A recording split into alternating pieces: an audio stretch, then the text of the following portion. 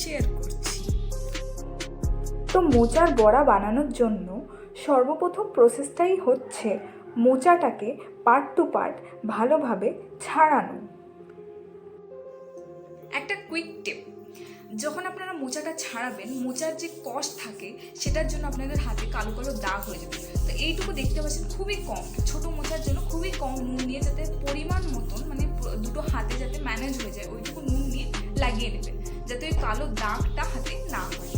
তারপরে আপনারা মোচা ছাড়ানো স্টার্ট করবেন। এই যে দেখে নিতে পারেন কি প্রসেস এক্স্যাক্টলি মোচাটা ছাড়ানো, ভালোভাবে দেখে নিতে পারেন।